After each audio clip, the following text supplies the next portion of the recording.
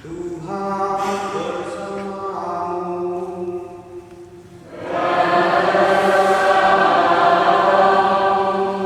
Inilah Injil suci menurut Yohanes.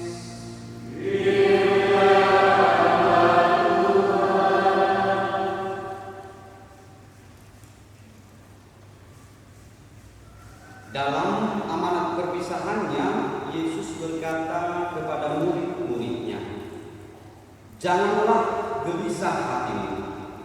Percayalah kepada Allah, percayalah juga kepadaku. Di rumah Bapakku banyak tempat tinggal. Jika tidak demikian, tentu aku mengatakannya kepadamu. Sebab aku pergi ke situ untuk menyediakan tempat bagimu. Apabila aku telah pergi ke situ dan telah menyediakan tempat bagimu, aku akan datang kembali dan membawa kamu ke tempatku, supaya di tempat aku berada, kamu pun berada. Kemana aku pergi, kamu tahu jalan ke situ," kata Thomas kepadanya. "Tuhan, kami tidak tahu kemana Engkau pergi. Jadi bagaimana kami tahu jalan ke situ?" Kata Yesus kepadanya, "Akulah jalan, kebenaran, dan hidup. Tidak seorang pun yang datang kepada Bapa kalau tidak melalui Aku."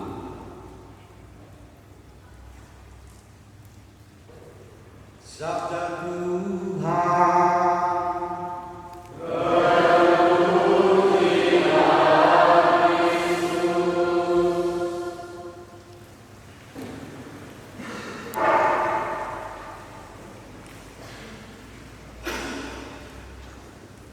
Hidup adalah sebuah pilihan, bahkan ketika tidak memilih pun itu juga menjadi pilihan.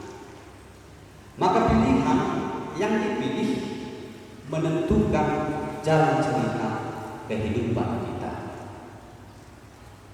Saudara-saudara terkasih, khususnya orang-orang muda Katolik, hari ini kita mendengar dua bacaan dari kitab Nabi Yesaya dan Injil Yohanes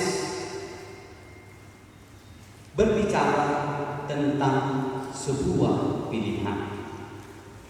Dalam kitab Nabi Yesaya kita melihat sosok hamba Tuhan yang setia, tetapi harus mengalami penderitaan, penolakan, bahkan penghinaan.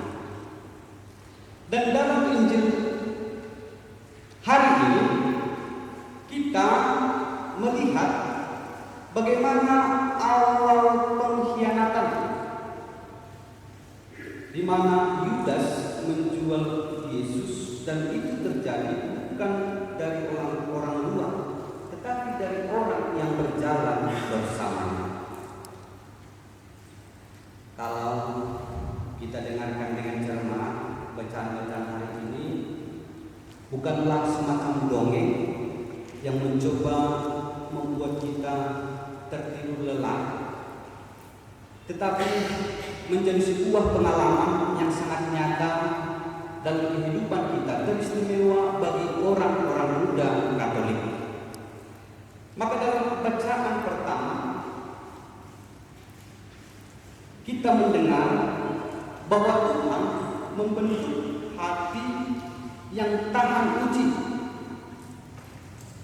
Tuhan memberikan kita seorang murid dan membangunkan telinga setiap hari. Apa artinya? Menjadi seorang murid itu proses, tidak instan dan butuh perjuangan. Maka zaman sekarang di mana orang muda dihadapkan dengan situasi yang serba cepat, serba instan, dan akhirnya kerap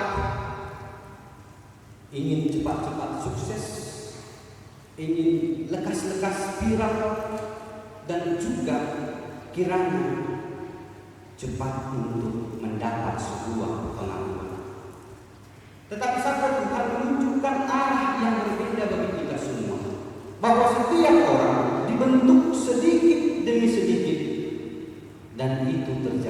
setia. Maka Nabi Yesaya mengatakan bahwa ia tidak memberontak ketika menghadapi penderitaan.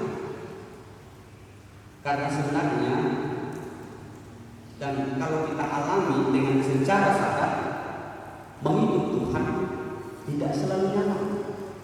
Jadi orang baik tidak selalu populer, dan memilih untuk jujur kadang-kadang membuat kita merasa seperti ditinggalkan atau ketinggalan.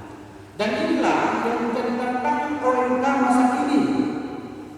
Apakah kita memilih untuk tetap setia walau tidak mudah, atau memilih jalan yang membawa kita kepada sebuah kenikmatan hidup?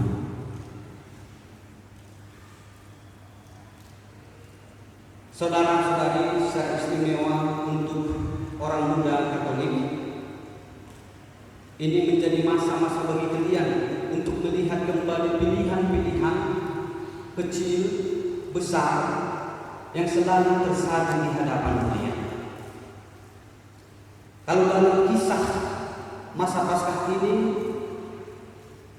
kita sedikit mundur ke belakang tentang Yudas Iskariot dan pilihannya yang salah.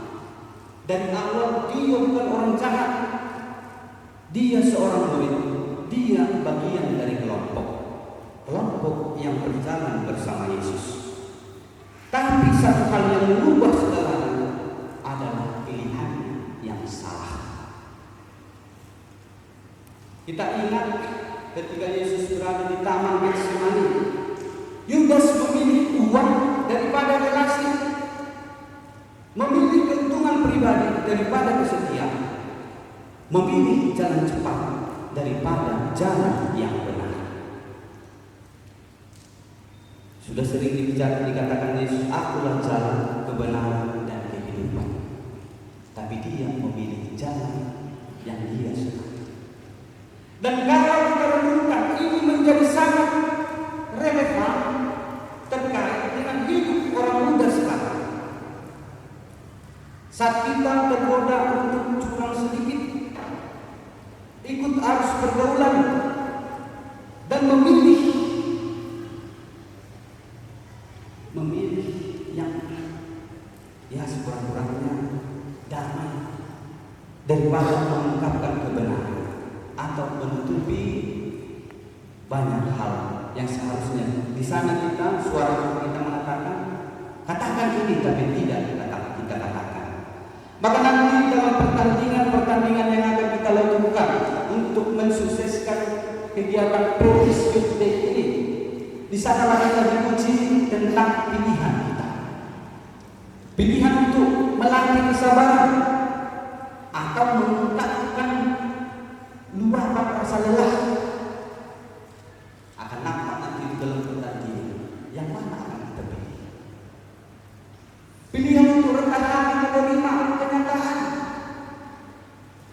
atau dibenturkan apa yang ada di pikiran kita. Maka pilihan-pilihan itu nanti akan nampak dalam perjalanan kegiatan PYD yang akan kita laksanakan.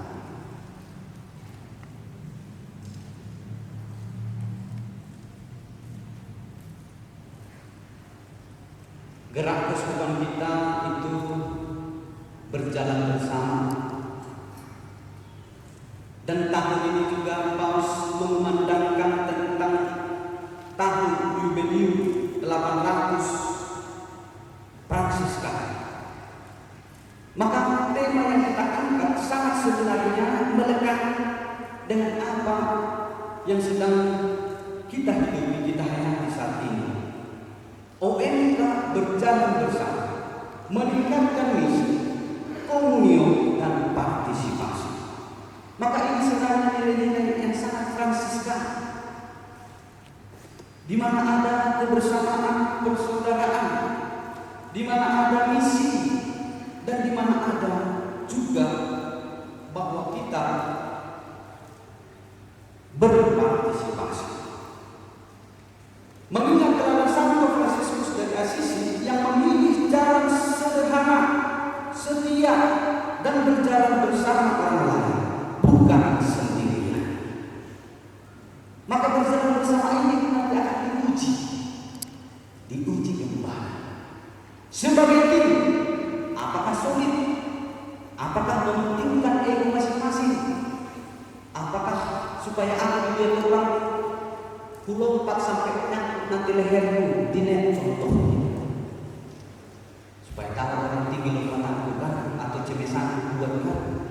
Maka kembali di sini akan diuji bagaimana kita berjalan bersama.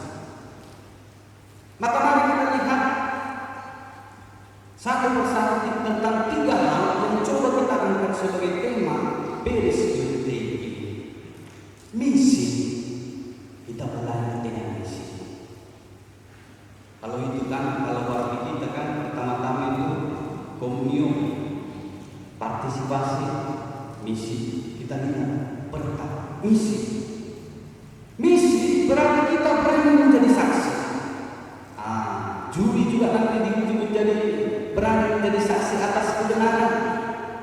Apakah penilaiannya objektif atau subjektif, dipengaruhi kedekatan-kedekatan? Maka di sana kita diuji untuk berani menjadi saksi atas kebenaran. Misi bukan berarti kita harus pergi ke Eropa. Misi dimulai dari diri kita, kegiatan kita setiap hari. Berani menunjukkan iman yang tidak tersembunyi, tidak malu berdoa, dan berani memilih jalan yang berbeda daripada memilih jalan yang sama. Itulah ikutan-ikutan arus. Ikut-ikutan arus.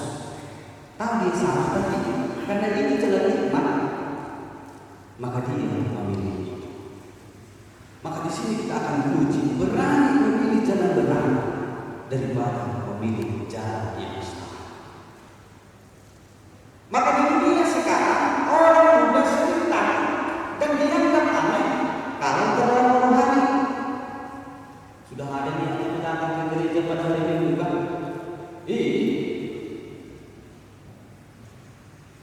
Sok-sokan kadang-kadang mau celoteh atau bercanda. Ternyata itu juga sebenarnya mematahkan semangat. Tetapi justru disitulah misi kita. Apakah nanti kehadiran kita dalam perhelatan Perisus ini membawa terang, atau justru menciptakan gelap? Maka mari saling menahan diri, mari saling menunjukkan nilai bahwa kita seorang muda Katolik yang lahir dari gereja, bergerak berkarya, dan pada waktu kembali juga kepada gereja.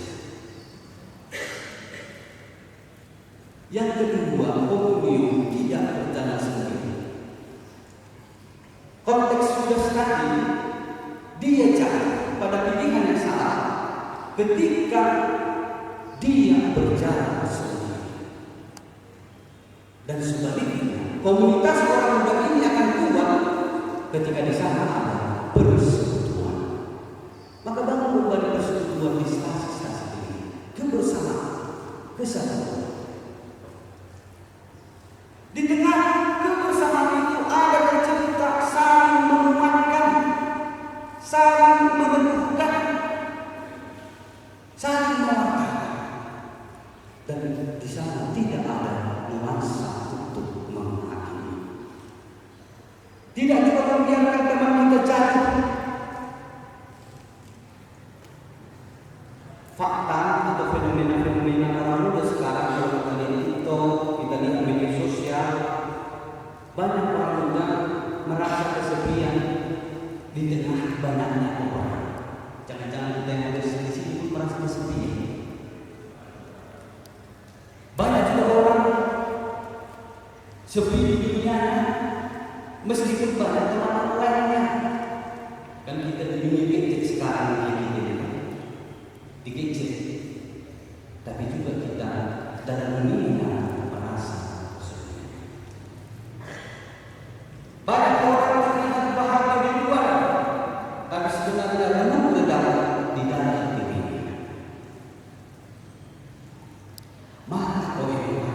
dipanggil bukan sekedar berkumpul, tetapi sungguh menjadi keluarga iman. Di sana tadi saya sebutkan saling menguatkan, mendengarkan, mengingatkan, dan meneguhkan satu sama lain.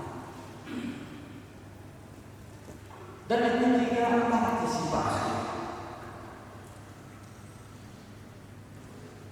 Fenomena yang pastor alami waktu masih sedikit pengalaman pastor sebagai pastor. Banyak orang muda berkata, saya ikut, tapi lihat dulu. Contoh dari pengajaran, ikutnya sejauh kalau ikut dia tak ikut lagi. Ikutnya dia menang, kalau ikut dia tidak ikut lagi. Kita harus mengandalkan semuanya itu supaya tercipta satu komunion dan berpartisipasi. Gereja butuh pelaku, pelaksana, bukan penonton. Maka orang muda diharapkan tidak menjadi penonton ketika di dalam komunitas gereja. Aktif di sana untuk berpartisipasi. Pasti akan senang orang tua kita, para pengurus gereja kita. Jangan terlalu puas ketika kita datang duduk mendengar ulang. Coba tambah sedikit dari kedua nilai dari diri kita untuk tampil di depan. Gereja adalah wadah yang paling gratis bagi kita mengembangkan bakat, mengembangkan pikiran, mengembangkan banyak hal dalam dunia ini, termasuk public speaking. Kalau ada diskusi kelompok di situ, kesempatan kita berorganisasi, bertugas melatih kepercayaan diri. Maka gereja tempat yang paling gratis untuk mengembangkan talenta kita.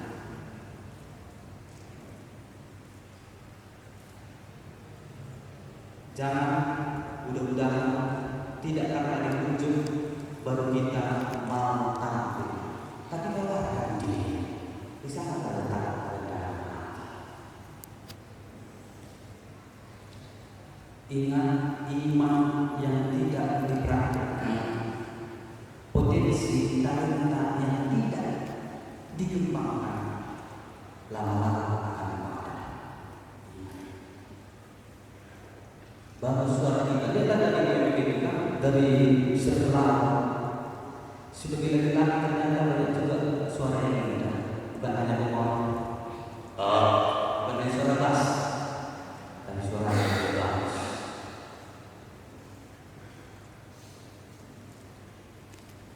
Membaca kitab suci, contohnya mengembangkan potensi.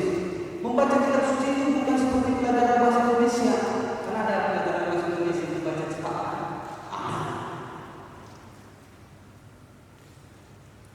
Sepertilah rambu-rambu lalu lintas, ada lampu merah, ada lampu hijau, dan ada lampu kuning. Apakah misalnya kita diminta bertugas di gereja? Motivasi cepat selesai. Tapi kita memang dari kata ke kata sampai kepada pendengar. Maka saudara-saudari terkasih, pertanyaan sederhana dari saya kiranya direnungkan secara mendalam. Mau menjadi apakah kita kelak bagi gereja? Pastor, ingat ketika kita akan berdalam pembentukan panitia PYD, pastor katakan, kalian sebenarnya sebagai orang-orang yang sedang menopang bangunan gereja. Kita bayangkan gereja yang sedang mampu, sama seperti Fransiskus kan, dia menopang gereja yang hampir roboh. Roboh bukan berarti bangunan. Lihat di Eropa, banyak yang sudah meninggalkan ini. Apakah kita tidak memilih jalan itu? Maka pilihan-pilihan yang sederhana saat ini yang kita pilih menentukan jalan cerita kehidupan. Kita mau menjadi saya setia pada hal-hal yang ditawarkan kepada kita walaupun itu sulit, atau seperti Yudas dekat dengan Tuhan tetapi hatinya jauh. Di mana hati kita sebagai orang muda? Dekat dengan Tuhan. Dekat dengan Tuhan berarti kita memberikan sesuatu, tapi sebenarnya hatinya sangat jauh. Maka mari saudara-saudara OMK, dalam perjalanan kita tidak berjalan bersendiri, kita tidak jalan sendiri, kita berjalan bersama.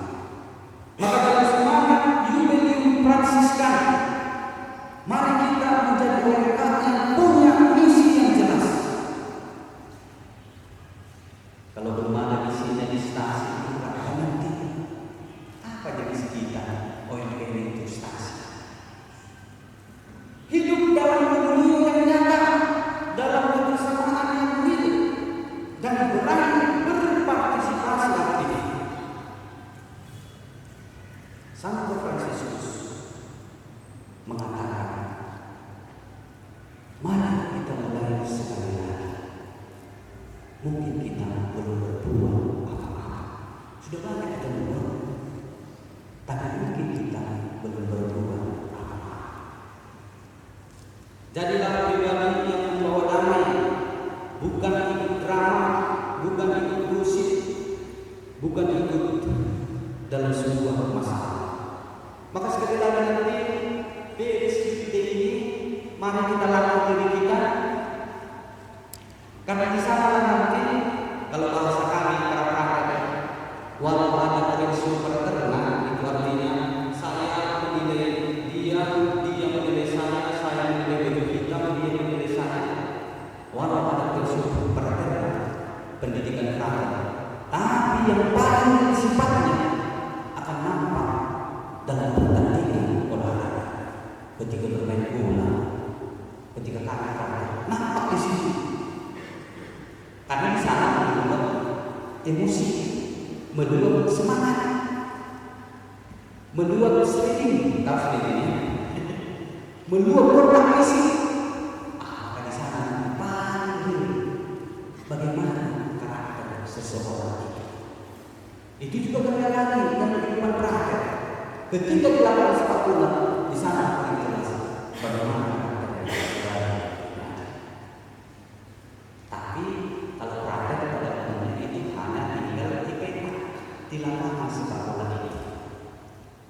Selesai dari situ biasanya sudah berlalu dengan tangan jalan menuju bumi. Itulah praktek. Kita yang masih membara seluruh tenaga kita, pikiran kita, maka nanti iman kita berjalan bersama. Mari menjadi OMK yang hadir di gereja, bukan hanya hadir, tetapi OMK yang menjadi gereja itu sendiri. Ini yang pasal sebut tadi, 10-8 tahun ke depan sebenarnya dia adalah pengganti orang tua kita yang ada di dalam gereja. OMK kita menjadi gereja itu sendiri. Tuhan